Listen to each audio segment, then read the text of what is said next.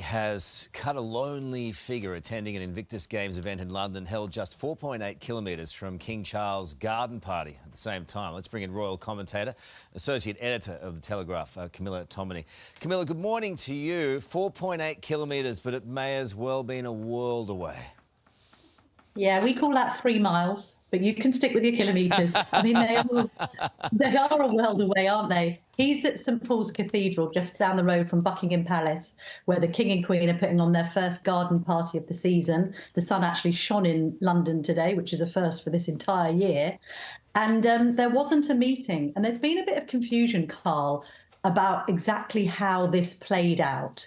We had Prince Harry's people sort of telling the press, giving them a briefing, saying that the monarch had told him that he was too busy to see him. But then on the Buckingham Palace side of things, they couldn't really confirm whether there had been an approach to see him anyway. So kind of reading between the lines, it seems to me that there isn't even a back channel between father and son right now, let alone an official channel, which I think people will find quite intriguing. On one hand, of course, we understand the tensions at the heart of this family, post-Oprah, post-Netflix, post-Spare. But we also know that the royal family has not had the easiest of few months. We've had the King undergoing cancer treatment. We've got the Princess of Wales also undergoing cancer treatment. You might have thought this was a time for a royal rapprochement, but he wasn't here for long for this Invictus 10-year anniversary. The sad thing about it, Carl, 10 years ago, a decade ago, of course, he was surrounded by his royal relatives to launch this initiative. It's been hugely successful. It's probably the most successful thing he's ever done. And then when he appears today at St Paul's Cathedral, to be fair, he was with some of the Spencers. Earl Spencer, his uncle, Diana's brother, was there along with her sisters, but not a royal in sight. Look, just to clarify one thing, an approchement, is that some sort of weird Norwegian... Rapprochement. Rapprochement. It's a little bit of franglais, Carl. I mean, I appreciate we invented the language and you borrowed it, but... we made it better. We made it betterer. We made the language betterer. Can't, Camilla. Hey. All right, so I want to say one thing about Harry, because I think if the dude has mercilessly bagged the royal family, he's let down the king. And if you don't want to be part of it, don't be part of it. But don't expect to get invited over. I will say this, though. What he has done with Invictus Games and for veterans is nothing short of exceptional. And this morning we saw how it got to people whose family members were in the games and what difference it made for them. This is a great thing that Harry has done. Yeah. But there, go on. I remember being with him at the Warrior Games in Colorado. So this must have been about 12 years ago. I was on a job with him. He went on the tour. He saw the Warrior Games, which is the US equivalent, and it just captured his heart. And he then decided he wanted to bring that to the UK initially. And now, obviously, it's become a global initiative. There is no doubt, Carl, that you can never take away from this bloke what he achieved in the military and what he's achieved with Invictus. All of the family pressures aside, but that's also what makes it a bit tainted and sad today, that he's celebrating the 10th anniversary of the greatest thing he's ever done, and his father, his brother and others aren't there. I agree. The whole thing is bloody sad, as we say here in Australia, which is the King's real language. And you won't mind if I now go and have an approchement with Alex. Approchement. An approchement? Sarah, What is it? can you tell him? Can you tell him, Sarah? I'm trying. I will never get across that stuff. Anyway. Truly. Thanks, Camilla. Bye. See ya. Welcome back to the show. King Charles has snubbed Prince Harry, choosing to host a garden party at Buckingham Palace instead of seeing his son. The Duke of Sussex is in London to mark the 10th anniversary of the Invictus Games with a service at St Paul's Cathedral. Let's bring in GB News' royal correspondent Cameron Walker in London. Cam, good morning. Good to see you. It's not a good look for royal reconciliation, is it? Doesn't look like it's happening. Good morning. No, I think it's certainly the elephant in the room, isn't it? What we do need to remember, of course, is the King's diary is planned months and months in advance. And if Prince Harry only asked last minute to see his son, you perhaps can see a situation as to why that wasn't possible. The royal family, of course, very different to a normal family. It is all through about logistics and operations.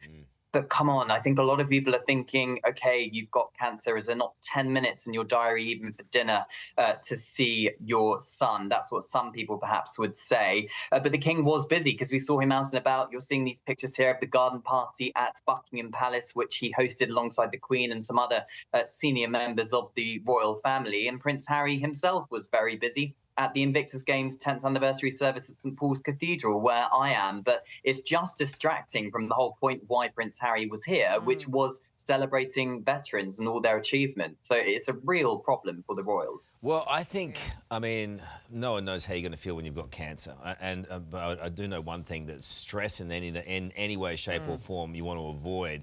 So maybe that's playing into Charles. But when I saw Harry this morning, I was very moved by the service, and that's when I felt like, oh, God, it'd be good if they got to see each other. Is it an impossibility? I don't think it's impossible. And I think from a statement which Prince Harry's spokesperson gave me yesterday about the fact that Prince Harry was very understanding that his father couldn't see him, was a far flung away from a statement I would expect to receive from the Sussexes just a couple of years ago, when the late Queen stripped Harry of his honorary military titles and patronages. There was a very infamous statement which said service is universal, and a lot of critics of Harry and Meghan saw that as a bit of a disrespectful move from them towards the late Queen, and also very bitter. Whereas the statement I received yesterday, very diplomatic, very warm, and sounded a bit like a royal press release, which suggests to me that Prince Harry really does want some kind of reconciliation with his father. He does want to improve the relationships, but it's a very long road and a very slow road to go down. The back of the king's mind will be that, is this going to end up in a Netflix episode? That's the reality. Can't be so pessimistic. Quite possibly. Yeah. It's about trust, isn't it? Exactly. And I think a lot of the royal family are very hurt by what Harry wrote in Spare. Great to see you. Edward Godfrey is in London covering this story for us. Edward, the King was not present. He's preoccupied with other duties. He was, yeah. They're very close by. The news websites over here in the UK have got maps running showing where all the royals were today. It's a little bit funny, but yeah, no crossover between the King and his son Harry. There was quite a large crowd though gathered outside St Paul's Cathedral this afternoon, our time. Prince Harry giving a big wave as he made his way up the cathedral steps. Those in attendance there included his late mother's siblings Earl Spencer and Lady Jane Fellows. His lawyer David Sherborne was also there. He's the one who's been leading Harry's numerous court cases against the tabloids. And Prime Minister Rishi Sunak's wife was also in attendance. The event was to mark 10 years of the Invictus Games, something started by Prince Harry in 2014. And inside the service, Prince Harry gave a Bible reading. There are varieties of gifts, but the same Spirit. And there are varieties of services, but the same Lord. Now, while this was going on, just across town at Buckingham Palace, his father, King Charles, was hosting a large garden party for thousands of volunteers, his biggest event in some time, certainly since his cancer diagnosis. Senior royals were in attendance, including Queen Camilla, as you'd expect, Princess Anne and Prince Edward. So he and Harry may have been close by, but not close enough, it seems, to catch up. The King's scheduled far too busy, Carl and Sarah, and as you'd imagine, it's only reignited talk over here about the rift between the Sussexes and the royal family. I do hope that he does get to see Harry. That was so powerful this morning, that church service. And you could see the families of some of these Invictus Games people really emotional. Harry got emotional. It was powerful stuff, Edward. It is, and it's something that means so much to him with his military background. And we heard him talking about that yesterday, talking about some of his favourite highlights over the years. So something very close to his heart. And he's said that he started a global community in what everyone's doing. So a very important initiative, and lots of supporters there want to see that continue on for many years to come.